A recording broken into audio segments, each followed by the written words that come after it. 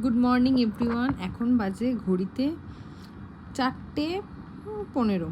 তো রেডি হয়ে গেছি, কারণ যাব হচ্ছে দীঘাতে। আমাদের ওয়ার্কশপ আছে, সেইখানে যাব। তো তাই জন্য সকাল সকাল রওনা দিয়ে দিয়েছি। আন্দুল স্টেশন থেকে লোকাল ট্রেন ধরে যাব পাঁশকুড়া, সেখান থেকে দীঘার যে 7:05 ট্রেনটা আছে সেটা ধরে যাব। তো এত বৃষ্টি হয়েছে আগের দিন, যে ট্রেনটা ধরবো বলে গিয়েছিলাম সেই ট্রেনটা তো পেলামই না। সেই জন্য বসেও আছি স্টেশনে, আর তার মধ্যে বৃষ্টিও পড়ছে অঝোরে। তো অনেক সমস্যার মধ্যে দিয়ে ভাবলাম পাঁশকুড়া থেকে দীঘার ট্রেনটা পাবো কি পাবো না, তার থেকে বরঞ্চ মেছেদায় নেমে পড়বো লোকাল ট্রেন ধরে, সেখান থেকে বাসে করে চলে যাব। অ্যাভেলেবেল বাস আছে। তো কিন্তু কপালটা ভালোই ছিল, তাই জন্য দেখলাম 7:05 ট্রেনটা তাড়াতাড়ি দেয়নি, দিয়েছে আধা ঘন্টা লেটে।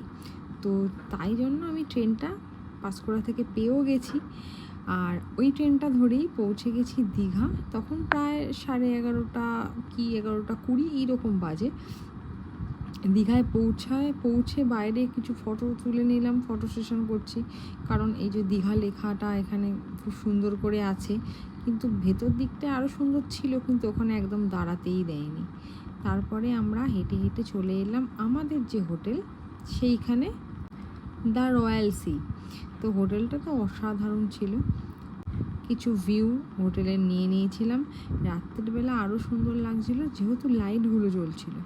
তো আমরা যেহেতু সকালে 11:30 থেকে 12টার মধ্যে পৌঁছে গেছি, তো ওই জন্য সূর্যের আলোতে কিছু ফটো তুলে নিয়েছিলাম।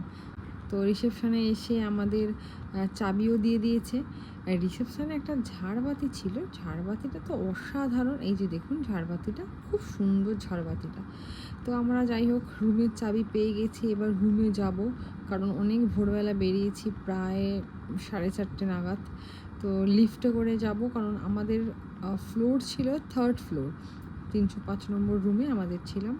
তো চলুন রুমটা এবার আপনাদের সাথে একটু শেয়ার করি।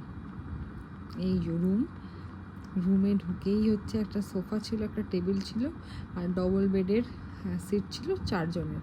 আমরা 4 জন ছিলাম ওখানে। দরজার পেছনেই এরকম আলমারি মতন ছিল, তারপরে আয়না, তারপরে টিভি, এদিকে ওয়াশরুম, আর সাইডে ব্যালকনি। এই নিয়ে পুরো গোটা রুমটা তো ভালোই ছিল।